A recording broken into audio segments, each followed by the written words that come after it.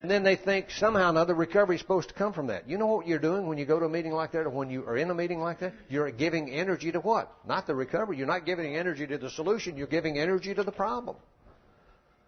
Shame on us. We have got to make a difference there. We've got to start talking the language of recovery in meetings and not this other stuff. We come into Alcoholics Anonymous, we take 1, 2, 3. What is the problem? What is the solution to the problem? I'll talk about that in just a minute. Give me a chance. 12 and 12 right here. I got it right here. It's open. I'm going to get to it. And then we make a decision. That we say to ourselves, I want sobriety. Is that what you declare when you get here? I want sobriety. God, I want sobriety. I don't want what I've always had. But you know, here's how we've been operating until we get to Alcoholics Anonymous and get in this process. We have been making all of our decisions about what to do by looking where? In the past. Think about this. How good would it be for you on I-95 to be driving only by looking in the rearview mirror? Looking at where you've been. Oh, I think he's going to hit me. That's what we've been doing. We've been looking behind us to try to determine where we're going, and that don't work. So we make this vision and say, I want sobriety. Now you have a chance to intervene in the conversations that have created your coming to Alcoholics Anonymous. Because if you're not willing to intervene in those conversations, I, Swami John, can predict your future. Swami John says that unless you're willing to intervene in the conversation of the past and pick up some new attitudes and some new ideas and some new emotions, your future is going to look just like your past. Make sense? Simple way of demonstrating. You cannot mix something old with something new. You cannot mix something old with something new. Let's just say that that's old. And let's just say that this is new. This is the past. This is what's possible. If we mix those two, if we mix something old with something new, do we get something new? Nah. I don't know what the hell it is, but it ain't something new. So it is with us. It's a simple demonstration, but do you get it? If you want to be new, you got to be new. If you want something new, you got to be new. Einstein says this: you cannot solve a problem with the same mind that created the problem. Einstein said that, and I think he's a pretty good authority. Pretty smart guy, knows what the hell he's talking about. And so, you cannot do that. You can't. And unless you're willing to get out of the box you've created for yourself, and I'm telling you, we alcoholics are experts at being right about everything.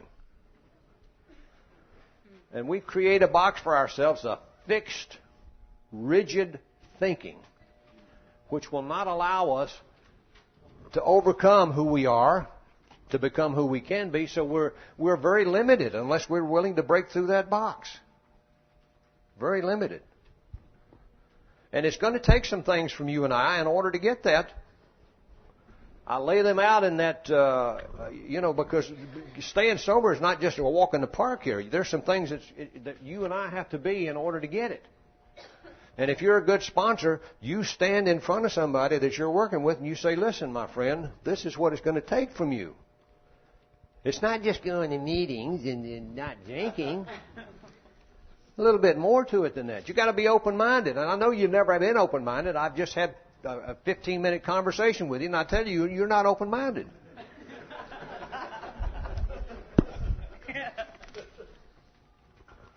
So give them a new mantra. I'm open to everything, and I'm attached to nothing. I'm open to everything. I'm attached to nothing. Man, I'm telling you, if you can take that position, you can learn things that will alter your state. You got to be honest. You got to be at one with what is. It is what it is. You got to be. I mean, that's what honesty is. We think it's about stealing and all that kind of stuff. That's part of it. But being at one with what is what it is.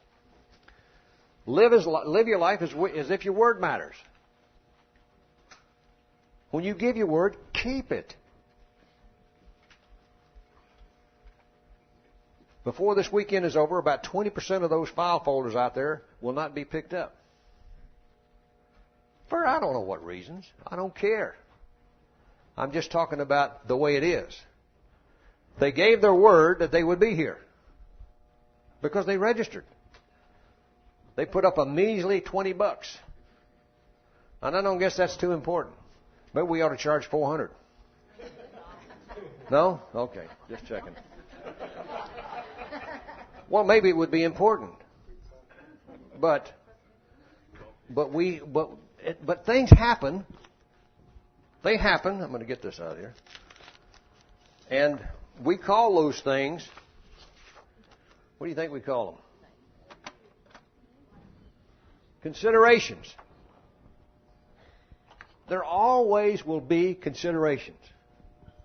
And in this example, there's considerations, and then there's little bitty me. That is the wrong way to have it. Are considerations run in your life? When your word is given? I said I'd be there, but I had a flat tire. My TV broke. My dog got sick. I don't know. We're good at making up stories about why we can't keep our word. We become addicted to not keeping our word. So we want to move from having the considerations run our life to having it this way. I will overcome my considerations. Why? Not because it's important, but because I gave my word. And if I gave you an example that if I promised you and told you and convinced you that if you could get to Mexico City by tomorrow afternoon at 5 o'clock and meet at the Holiday Inn in downtown Mexico City, you would receive $10 million in cash. Do you think you'd be there? Yeah. Oh, hell yeah. Do you think there would be some considerations? Of course there would be. Would you overcome them? Yes.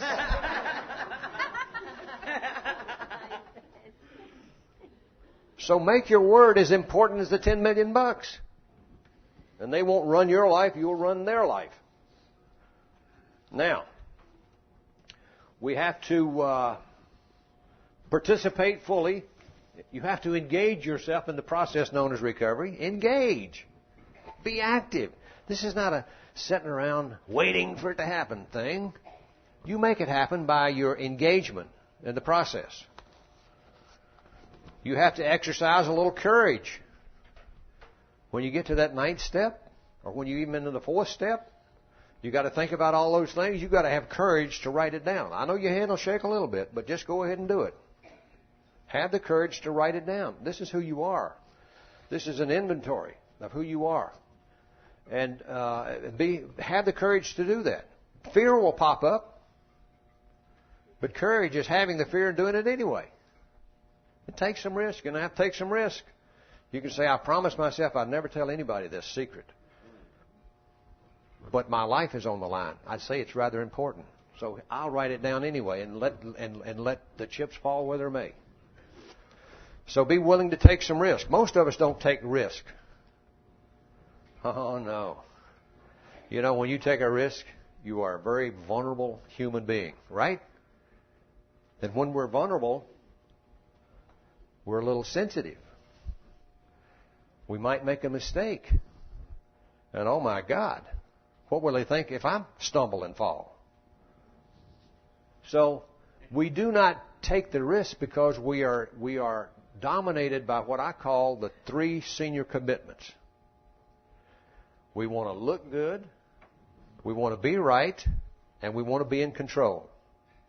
And taking risk makes all of those vulnerable. So we don't take a risk. We don't want to fail. We want to look good. We got to, we don't want to see them sweat.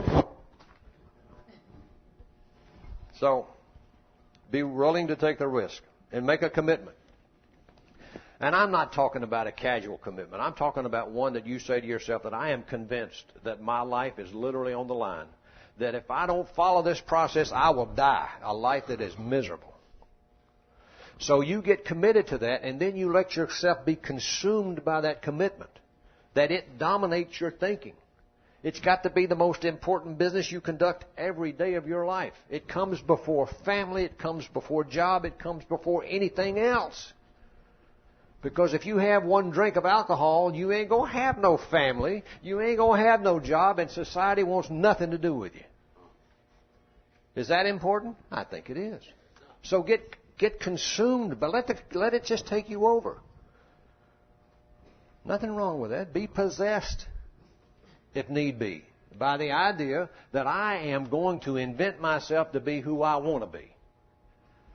My possibilities are unlimited as soon as I break out of this box. Now, when you come to Alcoholics Anonymous, Bill observed this in his 13 years from the writing of the book till he wrote this book. And by the way, this is not a recovery tool. I see so many people.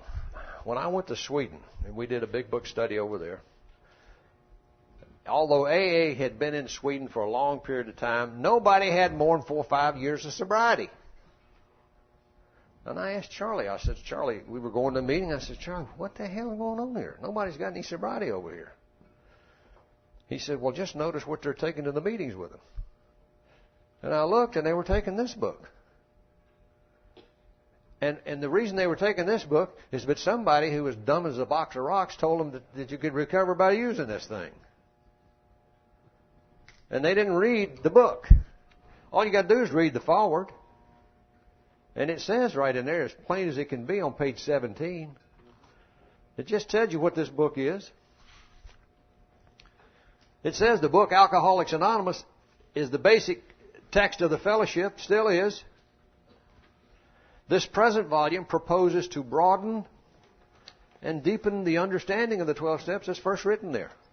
So this is an enhancement tool.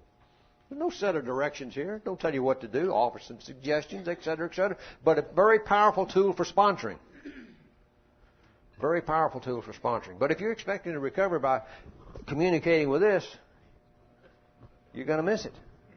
You're going to say, why didn't it work? Why didn't what work? There's nothing in here to make you recover. Just some information. Dissertation. But Bill was very observant.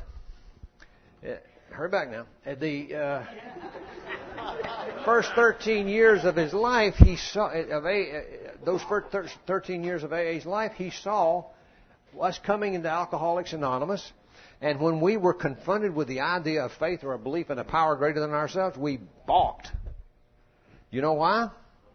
Because they were still living where? In the past. And, of course, Bill didn't know that at the time. And if he was alive, I'm sure he'd buy into the concept. It makes sense. The only reason I'm not willing to take on something new is because I'm still being guided by something old. Because I think I know everything. My ego's still talking to me. I ain't listening to spiritual principles. I'm talking to John by John. I'm communicating with the idiots. They're meeting again. But he was able to observe alcoholics who came here, and when they were confronted with the idea of believing in a power greater than themselves, they had certain attitudes about it. He picked up on them, and he wrote about them right here in this book. And that's all he wrote about in step number 2. And so he wanted us to take a look at the attitudes that we are when we come in and say, I can believe I got an allergy, and it makes sense to me. I got an allergy and I got an obsession. And he said, well, the only relief of that is a belief in a power greater than yourself. Oh, wait a minute. Hey, listen here. I was baptized in the Baptist church. I later met a Catholic girl who got me so hard and told me that if I wanted to marry her, I'd have to convert to Catholicism. And it was back in the 50s when they still ate no meat on Fridays. That changed. So, now I'm not putting down either one of these religions. Just don't get me wrong about it. I'm just telling you how stupid I was. And when I went started taking the Catholicism so I could marry this woman, because I had to raise my kids as Catholic, and I'd already distanced myself from the Baptist church anyway. I was running a show, for God's sakes. Who needs any of that stuff? And I said, well, this is worth it. I think I'll go ahead and do this. So I jumped in there and started taking it. And I said, man, these boys, this is good. I like this stuff. I want to be a Catholic. See, the Baptist was fire and brimstone and go to hell and burn eternally. If you just think about that for a moment, you just kind of have to say, ouch. But the Catholics, they said, no, listen. Come on down on Saturday. Confess. Tell us what you've been doing all week. We will absolve all that. Come on in tomorrow morning, get a little communion. Start all over again. Good stuff. I said, I like these people. And then, if they didn't say you're going to hell and you're going to burn forever, they had another place. It was called purgatory.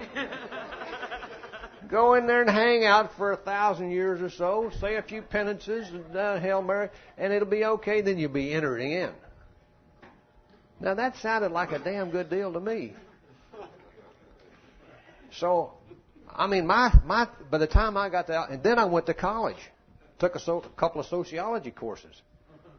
And then I started thinking about from being a worm and then developing some legs, a lot of hair, nice brain, and then we became, hell, we'll run this planet. This is the way it happened. You see, I was all confused. So you didn't want to talk to me about religion when I got to Alcoholics Anonymous. I had enough of that stuff. And Bill saw people like me. And he says, when you come to AA and we talk about this power source, something from the past is going to run your life such that you either get it or you don't get it. So let me describe for you what these attitudes are with respect to believing. And he lays them out here on page 25. He mentions the first one. I know that because it says that. Let's look first at the case of the one who says he won't believe the belligerent one. Those are the ones who are at war with God. Don't leave me out of the picture.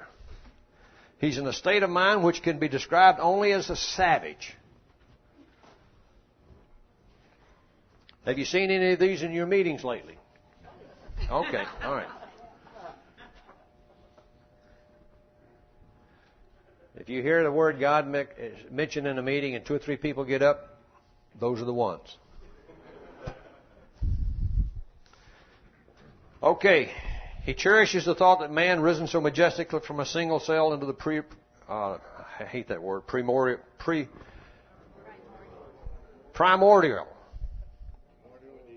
Ooze. I can say ooze. Is the spearhead of evolution and therefore the only God the universe knows. Must he renounce all of this? I mean, I know. Must he renounce? I know everything. For the idea that he doesn't know nothing? Then the sponsor usually laughs. This is how I know that this is a sponsorship tool, because they mention it here. Sponsor laughs. How do you like sponsors laughing at you when you're in serious dialogue?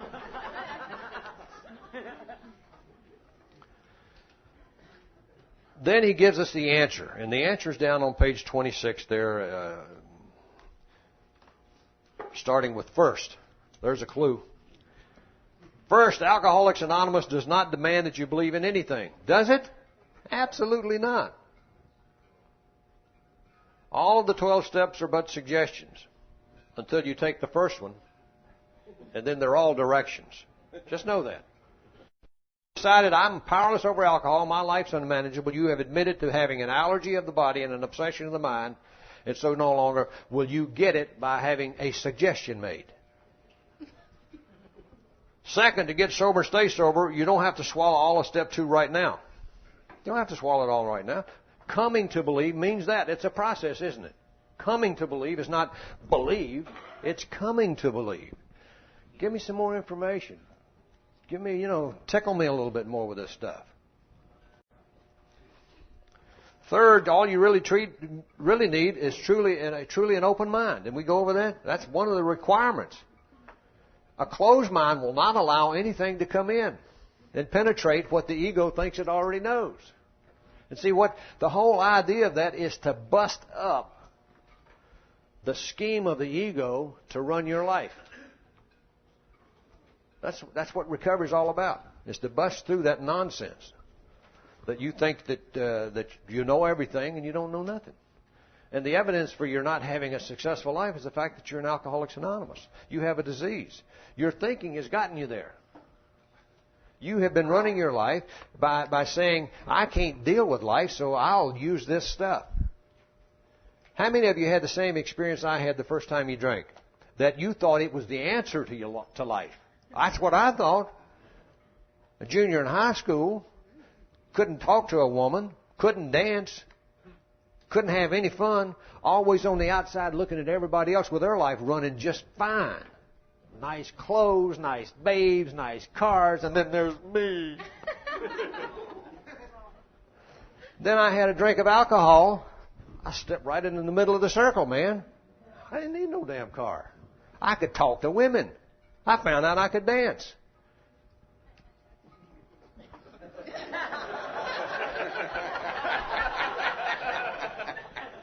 And whatever.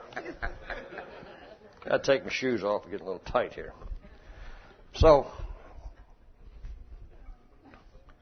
you got to have an open mind. But alcohol, I thought, was the answer. I didn't think it was a problem.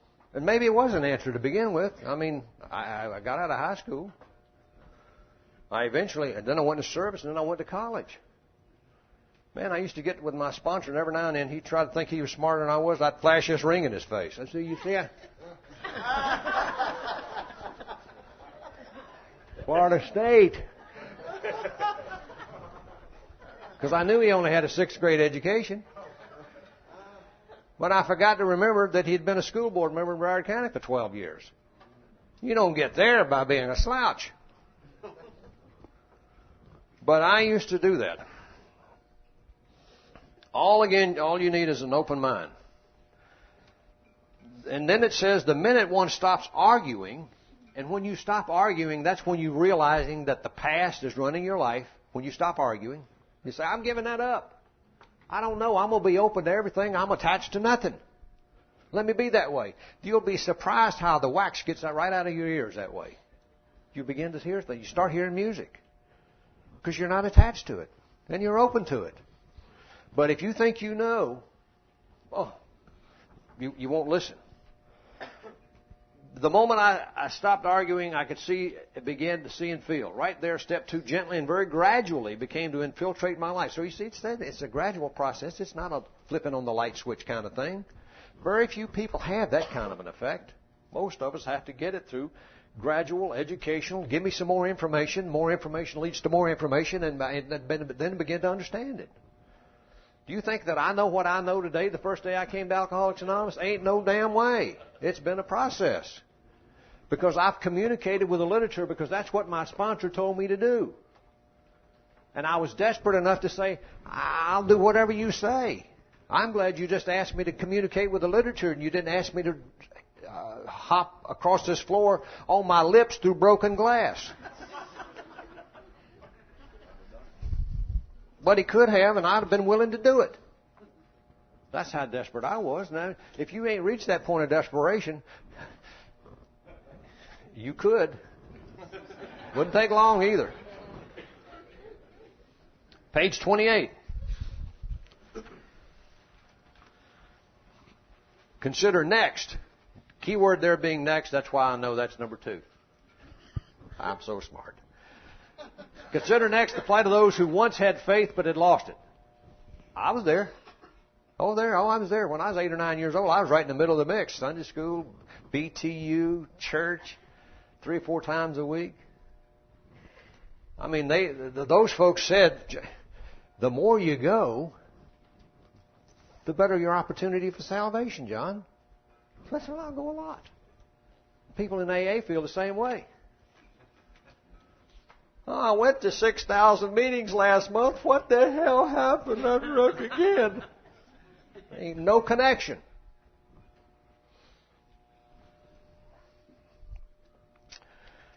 There will be the ones who have drifted into indifference, those filled with self-sufficiency, who have cut themselves off, who have become prejudiced against religion, those who are downright defiant because God has failed to fulfill their demands.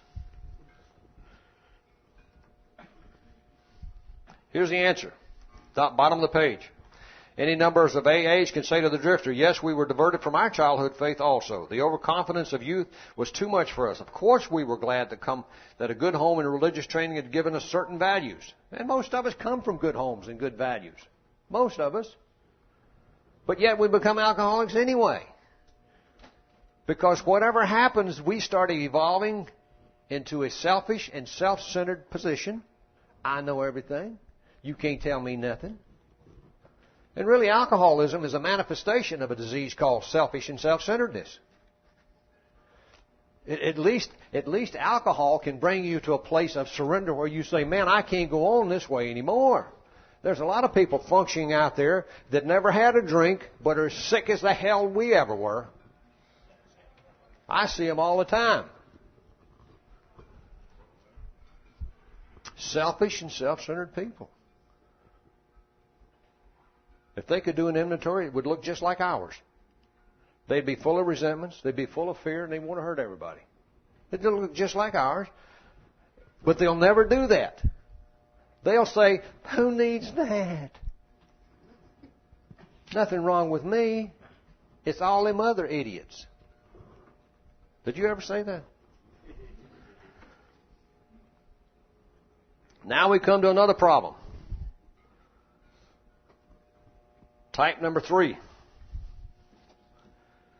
The intellectually self-sufficient man or woman. Oh my goodness. There's one or two of them in Boca. I did see that. A lot of them in Pompano, one or two in Boca. That's good. Not too bad. Too smart for our own good. Oh man. Anybody? You know, some people even tell you that. You're too smart for your own good. Too big for your britches. You ever hear that? Too big for your britches.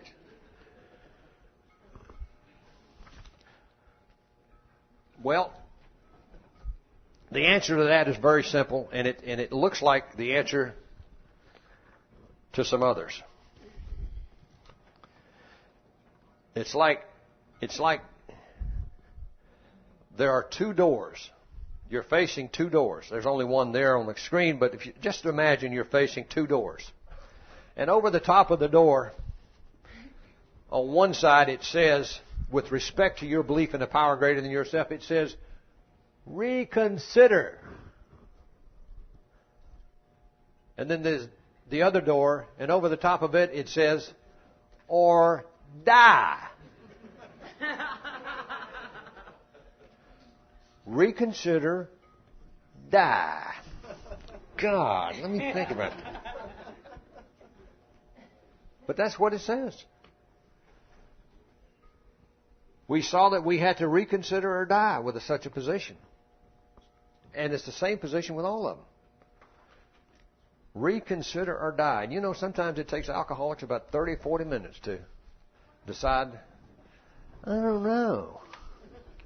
How much time do I have? It's like a judge. You're standing in front of him, DUI. Okay, 6 months in jail, or you got to go to AA meetings for 90 days. 6 months in jail, AA for 90 days. I'll talk to my attorney, please. Anything but that. Here's another crowd, number 4, plumb disgusted with religion and all its works. Now, how would somebody get such an idea coming into AA that they would even think that somehow or another this was religion? How? It's not by what is heard and what is said. It's by what they see. Because I had this the first time I went to an AA meeting. Frank took me down to that meeting. He said, John, you ain't got to say nothing. Just sit there and just listen. I said, all right, I'll do that. I'll go with you if that's the condition. Just sit there and do nothing. And then I went into this meeting. It was a stag meeting. It was a circle, big circle. Then there was a chairman sitting on one end of the circle there. And he opened the meeting, and I noticed something. There was a moment of silence. Then they uttered something. God, I offer myself to you. No. God, grant me serenity. And I said, God, moment of silence. Then there was witnessing going on. I've been bad. I've done all these things. And I came and I found God, and life is good. I said, well, I guess that's all right. Then, at the end, I saw them pull out these little baskets. I started passing them around. The guys started reaching in their pocket.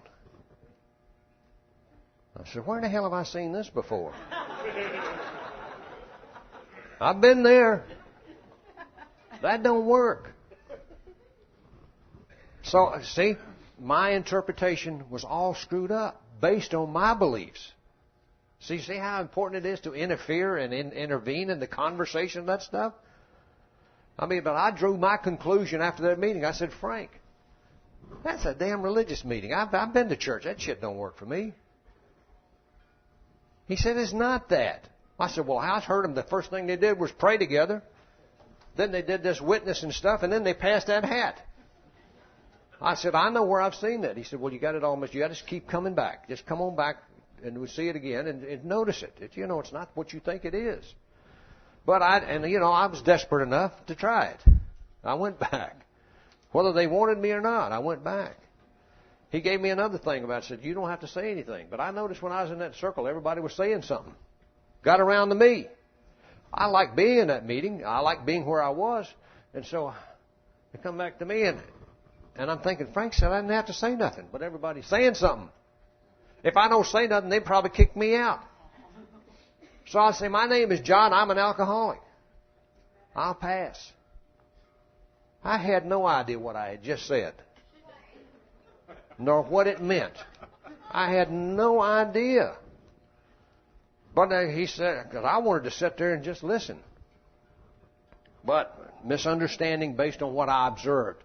This sick mind trying to draw conclusions that make sense. How do you do that? How does a sick mind make any sense of anything? I can say that now because I can look back on that and say, how arrogant of you. You dumb God. That you got it at all, John, is a miracle. But you can see how people get that. They get the wrong idea about who we are based on what they see, and they're drawing all of their conclusions. They're looking in the mirror as they drive the car, the rearview mirror. I know what you're doing up there. That's not right. Boom. You run into something. A bottle. You run into a bottle. And you feel justified in doing so. Then there's the last one. The guy full of faith but still smells of alcohol. He believes he's devout. His religious observances are scrupulous. He's sure he still believes in God, but he suspects that God don't believe in him. Pledge. Let me pledge. Hey, God, you do this for me, and listen, you and I'll form a little union here. You take care of me. Get me out of this jail, please. Get me out of this mess. And here's what I'll do for you. I'll go to church. I'll go to confession 3 times a week. But none of that stuff worked. Still drinking. Have you ever been in a meeting and the guy says, I don't think I need this. Now, I'm not putting anybody down. I'm a reborn Christian. Whew. Knock you over with that alcohol breath. Oh, yeah? How are things going? How's it working for you? And what the hell has that got to do with anything anyway?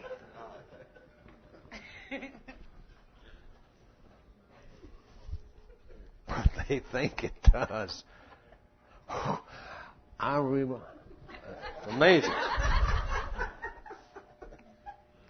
So look at the last paragraph here as we finish up. And don't take me too serious, folks, because I'm having a good time at my last seminar here. Step 2 is the rallying point for all of us, whether agnostic, atheist, or former believer. We can stand together on this step. True humility and an open mind can lead us to faith.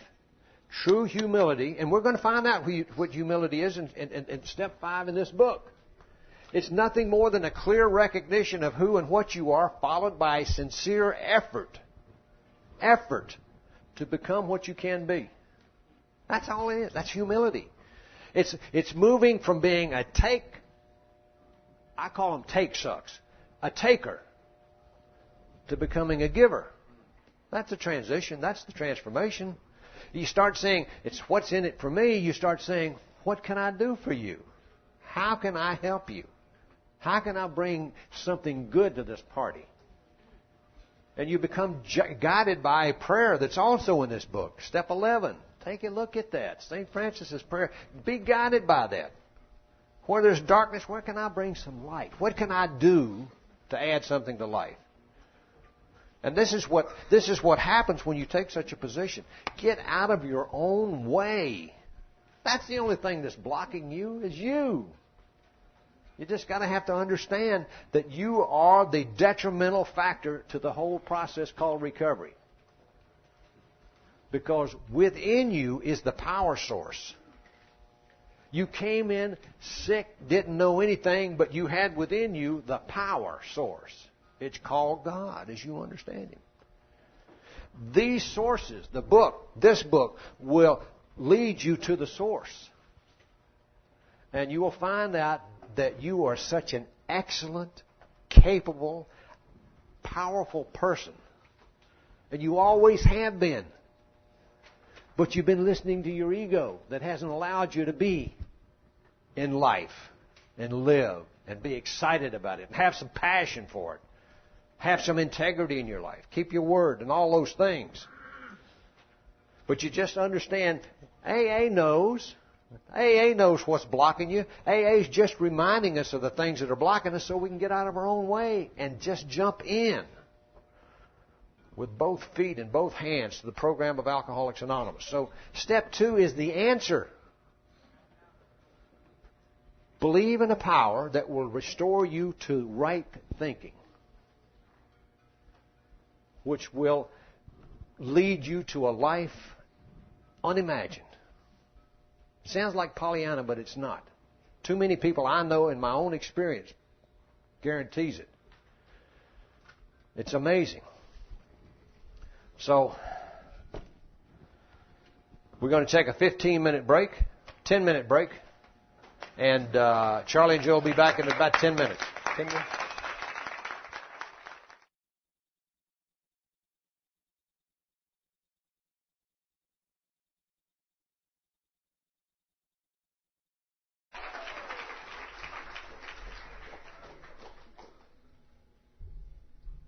Give me a time check. I didn't get that. Holler at me when it's 5:25. All right. Loud.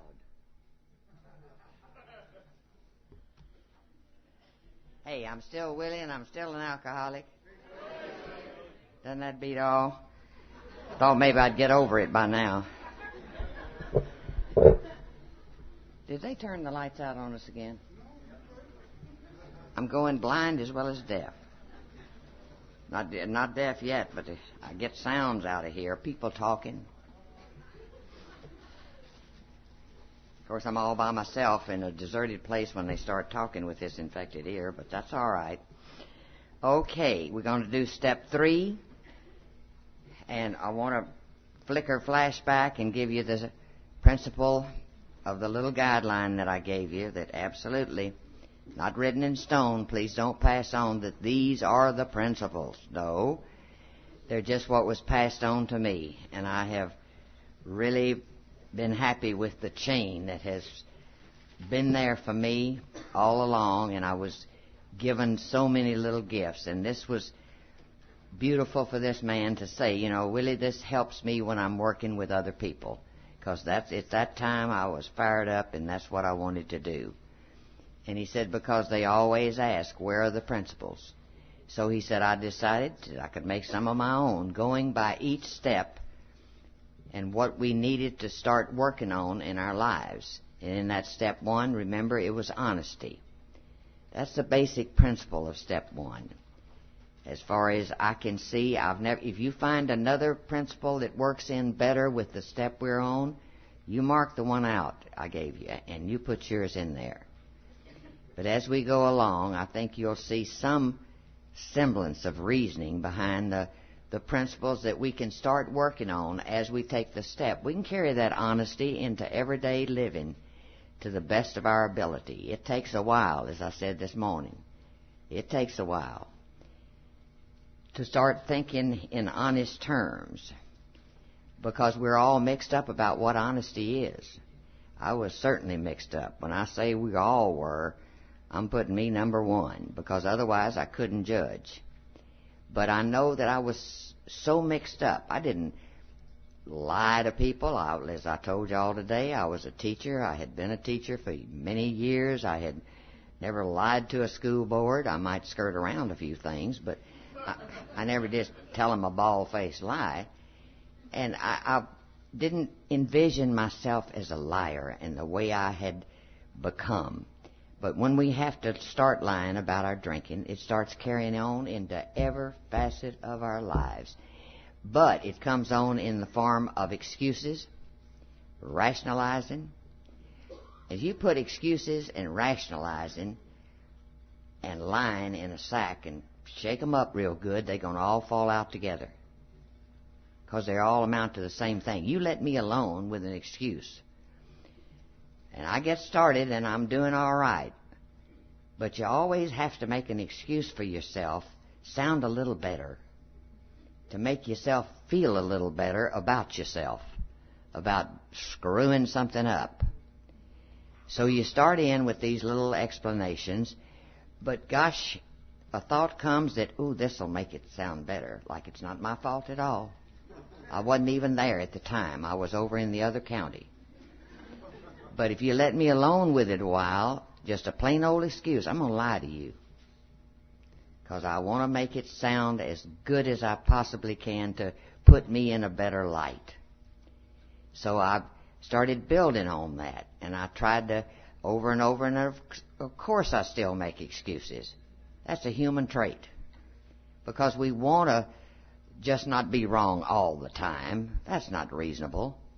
And sometimes that's what I am, just wrong every place I turn. There are those days, you know. But I don't want to look wrong, so if I don't catch myself, but that's where the honesty comes in, I'll make an excuse for it.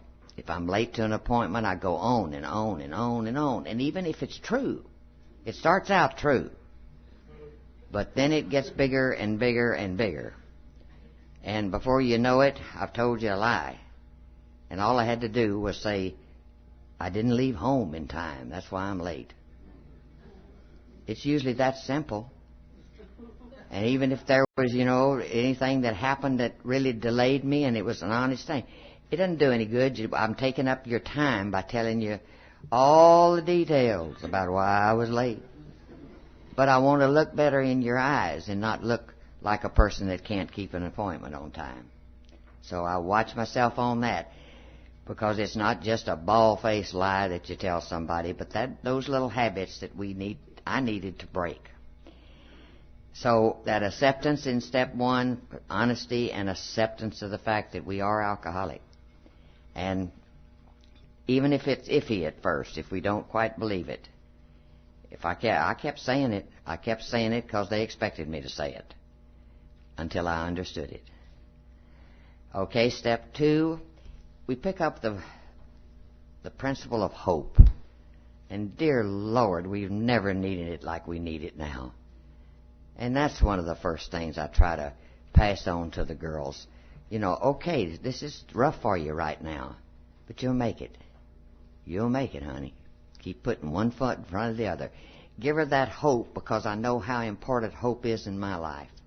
and especially now with so much confusion in the world and it's not a reasonable world anymore. Back when I came to this earth, life was pretty simple in the circumstances I was in. You know, man stole a horse, he was hung. There wasn't anything debatable about that.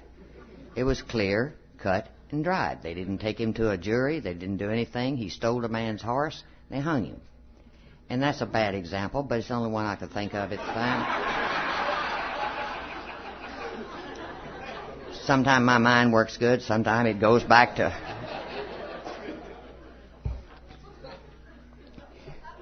But the principle of hope, we need to put that in. But that's step 2, knowing that we don't, maybe, we don't have to be the last say in everything that we do. That maybe there's help out there that will do a better job of looking after Willie than Willie was looking after her. Doing a much better job. Maybe there was. I wasn't sure yet. Because all of these steps, except step 1, we never take entirely. But it's an adventure, honey. That's not a downer that, oh, you'll never feel better about your... No, Each step is an adventure that you carry on through the rest of your life. Step 1 is the only one that we must take 100%. And that's the acceptance that we're alcoholic, and I'm going to be one until they put me in that pine box. And that's okay. As I told y'all this morning, I'm going to be allergic to penicillin. I hope I don't take pneumonia, because that would jerk me out of it quicker than anything else. People that are diabetic are not going to, get the miraculous cure. Not yet. They may in the future. But it gives us that hope that there's an adventure in front of us. That, all right, we get alcohol out of our lives. Big deal. We've got all the rest of the stuff going on. And they don't tell us we have to, turn into saints. Thank goodness. Aren't you glad about that, girls? And some of you men, some of you more dangerous ones. But that hope, and we need it now. God, the world looks like it's in such a mess. But as my old dad used to say, honey, the pendulum swings. It has to get worse before it'll get better. And he lived through the Big Depression and World War I and everything else. But he said the pendulum swings. It gets worse and then it gets better. When it's down here, it's worse. But it'll swing. And that's what I have to hope for. Because I have grandchildren. 2 grandsons. Wouldn't you know that my higher power would send me boys? And I was raised with 2 brothers. 3 brothers, in fact. 1 was adopted. And I think more like a boy most of the time. That's why I love the motorcycle riding. But I have my grandsons, and I've got to hold on to that hope that things are going to straighten out, that they'll be free to roam around up and down the country road and everything the way I did, free as a bird. If I don't, then I'm going to be pretty miserable about those 2 beautiful grandsons, and I don't want to be miserable. It's going to change. All right, in step 3, we add the principle of faith, which goes right along with the hope. But see, the fact that they told me to maybe try having somebody in my life, something that was bigger than I was, that could help guide my life better than I could. And so they're asking me to put the faith in this thing even if I didn't understand it. And they were good enough to tell me it could be anything. For a while, anything will do, because I'm not worried about you coming around to your way that settles way down deep in how you feel about yourself. You'll come to it. And if you're mixed up now, that's all right. Because most people are on that. You have to, sort of like buying a new pair of shoes, you have to put it on and wear them before you get it broken in, to the idea that we're not out there in space all by ourselves. Sure, a lot of people have drawn away from us and we feel like we're out there on a limb. But now you can you have something that you can start putting your faith in. It'll be a job you'll have for the rest of your life. But it'll be so exciting to work with that idea that I am not responsible for making all the decisions in my life. I've got help. When the cards are down, I have help. I have a dealer I can go to. And this gives me the faith that no matter what I have to go through, I'll get through it. And I haven't found that to be incorrect in 48 years. Coming up Sunday, I fudged 47, blah, blah, blah, in a couple of days. But the thing of it is, this faith gives us bedrock. Because I was used to, boy, I'll fix this. Just don't worry about it. I'll fix it. Yeah, I was doing a good job in fixing Willie, wasn't I? Yeah. Made a decision to turn our will and our lives, I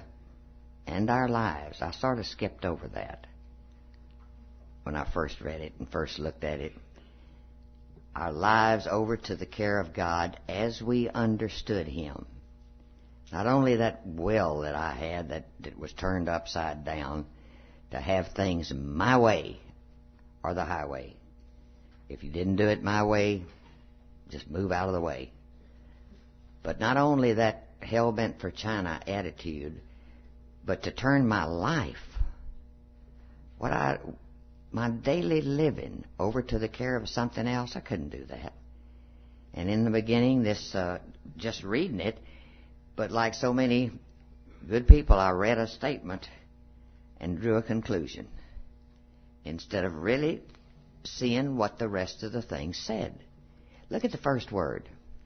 If you're in one of these conjuries, and I've sat in meetings over and over and heard people say, and people with time, a lot of time sometimes, heard people say, I turned my life over, but then before I know it, I'm taking it back. And they act so surprised. You're going to do that the rest of your life. And they explain that here. The first word says practicing. It doesn't say doing step 3. It doesn't say that. And all through here, it emphasizes the need for you to know that it's a lifetime process. Made a decision to turn our will and our lives over to the care of God as we understood Him. And decisions are very hard to understand sometimes. A decision, is sort of like a milking stool under a bull. It's really not of much value. Just the decision to do it. There's other decisions that go along with it, and you're going to make some right ones and you're going to make some wrong ones. But practicing step 3, it says, is like the opening of a door, which to all appearances is still closed and locked. All we need is a key and the decision to swing the door open, and there's only one key, and it's called willingness, which is another word for faith. To say, okay, I'm going to try this. I'm going to try this and see if it works. The willingness to try it. Once unlocked by willingness, the door opens almost of itself, and looking through it, we shall see a pathway beside which is an inscription, and it reads, "This is the way to a faith that works." Isn't that a pretty promise? In the first 2 steps, we are engaged in reflection. We saw that we were powerless over alcohol, but we also perceived that faith of some kind, if only in AA itself, is possible to anyone. And that's kept many of us sober. It was a combination of seeing that these men were staying sober and they'd lost everything they had. And to just sit there and think, well, any old codger could do that. If I was way up, and you know how old 40 is when you're 20? But just knowing they had stayed sober during all of the things that they talked about. That gave me my first inkling of faith. Just to say, well, they can do it. I didn't blame them because they were old and, too old to do anything else. But at that particular time, I understand it better now. These conclusions did not require action. They required only acceptance. And that acceptance is a beautiful thing. It's not so complicated as you might think. Just basic, like in that first step, the honesty and acceptance. And acceptance isn't all that complicated. I love my story of Leroy, and there's too many new people here. You old people, stop up your ears. These new people need to know really bedrock what acceptance is. When they first brought in those great big diesel trucks, this old boy down in Alabama went to take his test to see, because they were careful about it. They're not careful now about who drives them, but they were careful back then. And they thought, they were popping up with the psycho business and psychobabble, and they thought, well, these men we ought to test them to see if they're stable enough mentally, as well as being strong enough to handle these big trucks. So they devised a thing where they would question them and about how they were emotionally stacked up and everything. And they brought this old boy in, and they gave him a psychological test, they thought. They said, well, now we're going to give you a hypothetical situation. If you were coming down a steep, steep hill, it's dark, it's been raining, and the road is slick, and you get right down to the bottom of that road, and you put on your brakes, and you don't have any brakes, what are you going to do? And the old boy sat there a few minutes, and he said, well, I'm going to wake up Leroy. And the man thought, you know how they get that gleam in your eye. He has compassion for his fellow man and all this. But he wanted him to put it in words. You know how they do? They want us to put it in words. He said, why would you wake up Leroy? The old boy said, well, Leroy, he ain't never seen a big wreck. That's as complicated as acceptance is. Look at the situation and see if it could head you towards a big wreck. Because many times it's right there staring you in the face and you skirt around it.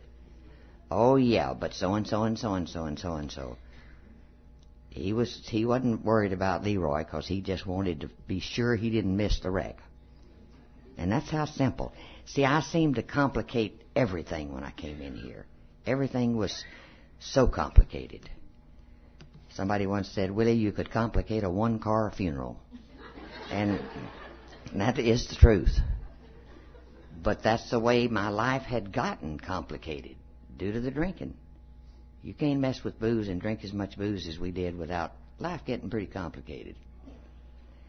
It said, like all the remaining steps, step 3 calls for affirmative action. For it is only by action that we can cut away the self-will which has always blocked the entry of God, or, if you like, a higher power, into our lives. Faith, to be sure, is necessary, but faith alone can avail nothing. We can have faith and yet keep God out of our lives. Therefore, our problem now becomes just how and by what specific means shall we be able to let Him in. Step 3 represents our first attempt to do this.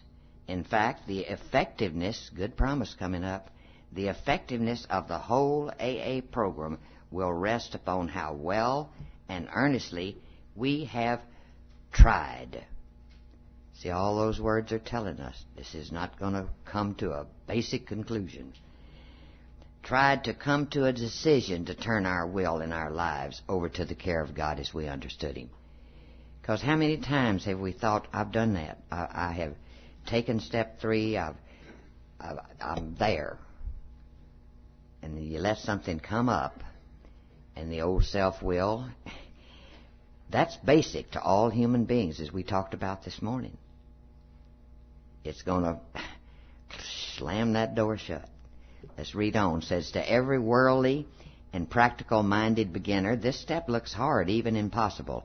No matter how much one wishes to try, exactly how can he turn his own will and his own life over to the care of whatever God he thinks there is? Fortunately, we who have tried it, and with equal misgivings, can testify that anyone at all, can begin to do it. We can further add that a beginning, even the smallest, is all that's needed. Just to get up in the morning and just practice saying, I thank whoever's looking after me today. Because a lot of days I'm not looking after myself. So I know something's going to come up. So even if I start with that little beginning, it was suggested by one of the old men to try that. He said, Willie, just try that in the morning when you get up. Just say, whatever's looking after me, I hope you're on duty today. Just some little simple something to let me know that I wasn't the all in all that there was for that day. That I was going to need some help. Always called it lucky. Don't believe that's what it was, because I've lived long enough to be in some big trouble at various times. Sober as a judge, but in big trouble. Troubles that I had nothing to do with, but that were there. That's called life. That four-letter word is always there. Every morning when I get up, that life is there. We can further add that the beginning, even if it's smallest, is all that's needed. Once we have placed the key of willingness in the lock and have that door ever so slightly open, we find that we can always open it some more. Though self-will may slam it shut again, as it frequently does, it will always respond the moment we again pick up the key of willingness. Just to be that willing to look and see. A man passed this on to me. I have no idea what grapevine it was in, but it was in. He copied it off and handed it to me years ago. And it says, and many of you have heard it, as children bring their broken toys to us to mend, I took my dreams to God because He was my friend. But instead of leaving Him in peace to work, I hung around and tried to help with ways that were my own. At last I jerked them back and cried, why must you be so slow? My child, he said, what could I do? You never would let go. And that's going to happen. But don't let that discourage you. It's going to slam shut. But they're giving us an idea that, okay, here's what to do about it. Maybe this all sounds mysterious and remote, something like Einstein's theory of relativity or a proposition in nuclear physics. It isn't at all. Let's look at how practical it actually is. Every man and woman who has joined AA and intends to stick, without realizing it, made a beginning on step 3. Isn't it true that in all matters touching upon alcohol, each of them has decided to turn his or her life over to the care, protection, and guidance of Alcoholics Anonymous? We don't do that all of a sudden, but somehow that little trust is there, that somehow these goofy people have something that's running their lives better than I'm managing to run. So maybe it's worth my while to listen to them. Already a willingness has been achieved to cast out one's own will and one's own idea about the alcohol problem in favor of those suggested by AA. Any willing newcomer feels sure AA is the only safe harbor for the foundering vessel that he's become, whether that's a real strong idea or just sort of a little inkling. Now, if this is not turning one's will and life over to the newfound providence, then what is it? Our AA meetings are growing and growing and growing, so they're coming. Even if sometimes they're forced there at the point of a gun, they're coming. But suppose that instinct still cries out, as it certainly will, yeah, respecting alcohol, I guess I have to be dependent upon AA. But in all other matters, I must still maintain my independence. Yeah, right. Oh, doesn't sucking on that alcohol, doesn't that give us independence? Ridiculous. Nothing is going to turn me into a non-entity. What did I think I was when I came to this program? A drunken woman. But I didn't want anybody turning me into a non-entity. If I keep turning my life and my will over to the care of something or somebody else, what's going to become of me? I wasn't worried every time I picked up that bottle. I didn't think, what's going to become of you, Willie? You keep doing this. But boy, when you kept trying to help me not do that anymore, I'd bristle. I'll look like the hole in the donut. That's just about what I thought. This, of course, is the process by which instinct and logic always seeks to bolster egotism and so frustrate spiritual development. The trouble is that this kind of thinking takes no real account of the facts. And the facts seem to be these. The more we become willing to depend upon a higher power, the more independent we actually are. You're going to have that proven to you if you stick with this thing. Therefore, dependence, as AA practices it, is really a means of gaining true independence of the spirit. And what's more desirable than that spirit to have independence? I don't need to necessarily need it in the physical type, but that spirit to dream and to think and to experience things to the fullest. I go back once in a while and I've had a great time someplace, just ordinary time, no telling what. Might be a barbecue, just anything. And on the way home to think to myself, I experienced the whole thing. The whole thing.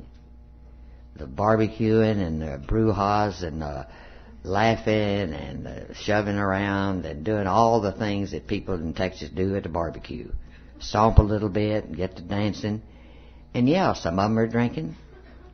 But I can always say, I experienced the whole thing. And furthermore, I'm going to remember it in the morning. That's what was important to me.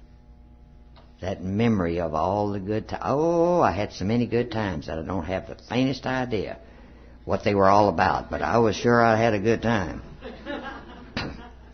I had a lot of things to prove it, yeah. Okay, they talk about different ways that this is such crazy thinking, that if we become dependent, and we've heard people criticize our program by saying it's just another crutch. It's just a crutch. That's all it is. These people get on this stuff and it's just a crutch.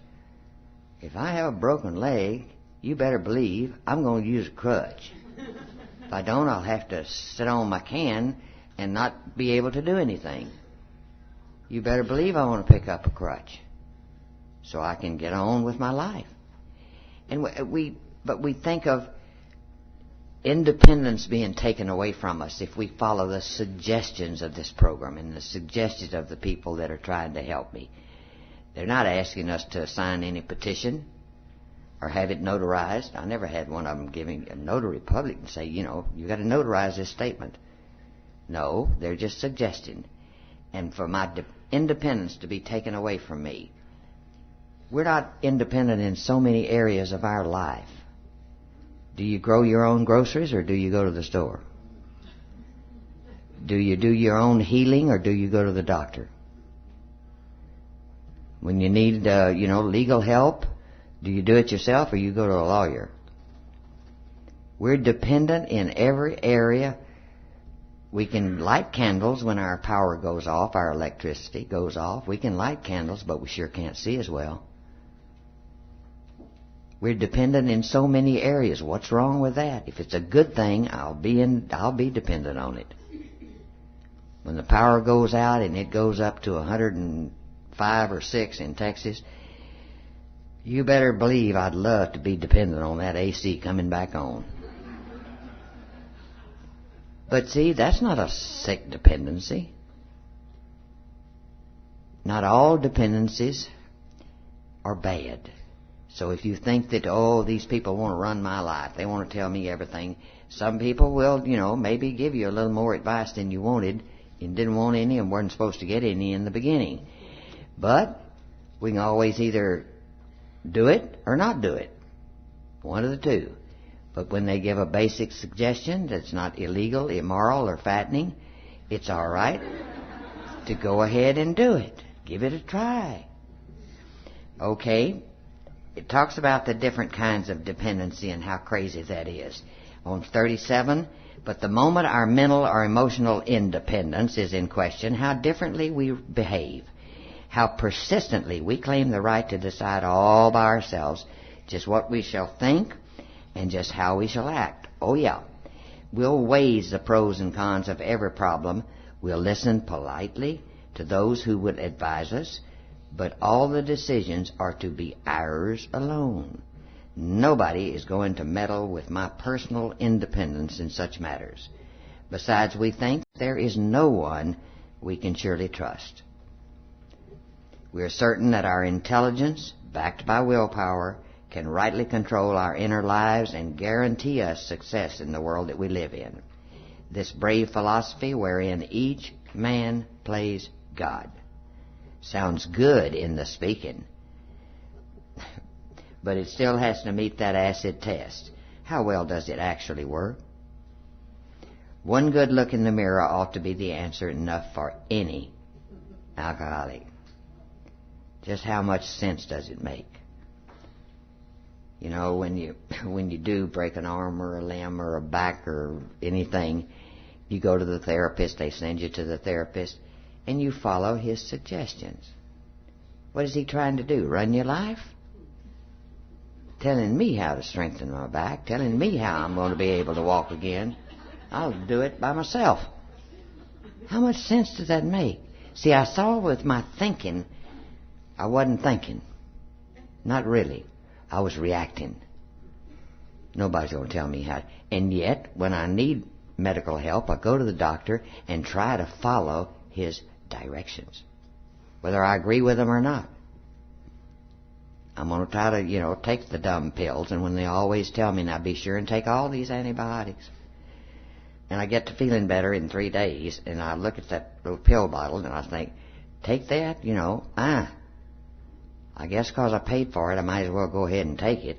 But in the very base of my mind is the fact that the doctor said to take the whole smear. So what? It's not going to cost me anything. I've already paid for the pills. Take them. See, if I just keep my thinking down at bedrock and not get up there floating around in the sky someplace and not making any common sense. This program, this life is about common sense. I'm sorry, I just can't do it any other way. Okay, on page 39, and those things that we skip are good stuff in there. Don't skip over it. If you're a newcomer and have never gotten into the 12 and 12, when you do get around to it, when you've read that big book backwards and forwards and crossways and upside down and studied it, because that's the program, the meat of it right now. But this is the help in daily living that you can take advantage of. It says, so how exactly can the willing person continue to turn his will and his life over to a higher power? He made a beginning, we have seen, when he commenced to rely upon AA for the solution of his alcohol problem, listening and seeing that we weren't so unique. We got drunk, we got in trouble, we somehow got out, we turned around, did the same thing over. So we began to see and maybe get the hint that we might be having a little trouble with alcohol. And that takes care of that problem. By now, though, the chances are that he has become convinced that he has more problems than alcohol, and that some of these refuse to be solved by all the sheer personal determination and courage he can muster. They simply will not budge. They make him desperately unhappy and threaten his newfound sobriety. Okay, I'm sober, but I'm miserable. I mean, nothing, once in a while I get a little aggravated, not too often. Where's Bahia? She can attest to the fact. But sometimes I get aggravated about something. And I think, I'm sober. This should be better. It shouldn't happen. I shouldn't be so baffled by this situation. But you get to thinking that you're slipping back in and forgetting who's in charge.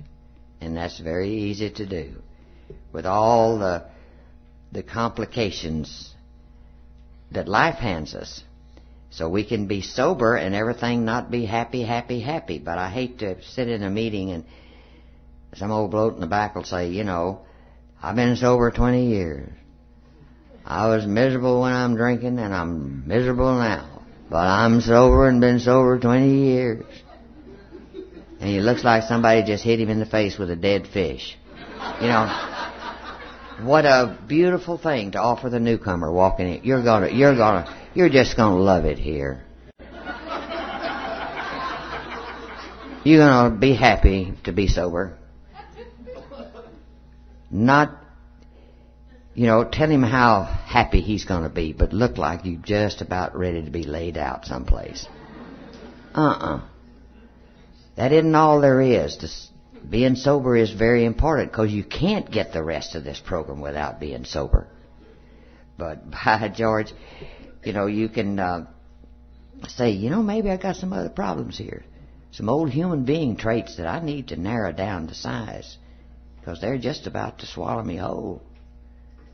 Being sober is not going to solve all the problems that you have as a normal, ordinary human being and the ones you've piled up and exaggerated. That lying and being dishonest and then being guilty about it and being remorseful about it. See, we can be remorseful about some way we've messed up with somebody and we're so sober our hair hurts. But we can still get messed up with other people when we don't take their feelings. But that's what we learn to do in this program. We take their feelings into consideration. They simply will not budge. They make him desperately unhappy and threaten his newfound sobriety. Our friend is still victimized by remorse and guilt when he thinks of yesterday. Bitterness still overpowers him when he brews upon those he still envies or hates. His financial insecurity worries him sick. And panic takes over when he thinks of all the bridges to safety that alcohol burned behind him. When you look back and say, good Lord, I could have amounted to a lot more. You don't know what you can amount to starting right now. You don't know unless you go out and try it.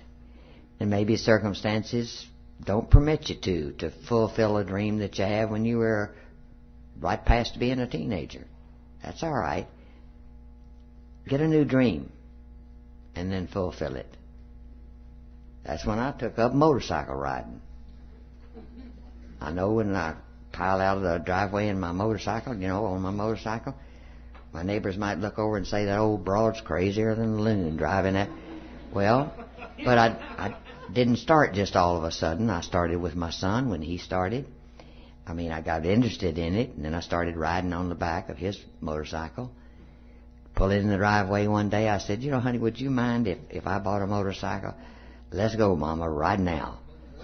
We went up to another city and bought the motorcycle and brought it home. They didn't sell them in Spring, Texas then. But we went up there and got the motorcycle and brought it home, and I let him teach me how. I didn't just try to get on it and ride. But remember, that was when he's now 45 years old, and he's been riding since he was 12. So that wasn't yesterday. And I didn't jump on and start riding all over the place. But the thing of it is, I was willing to try something to fulfill, because I had always liked motorcycles.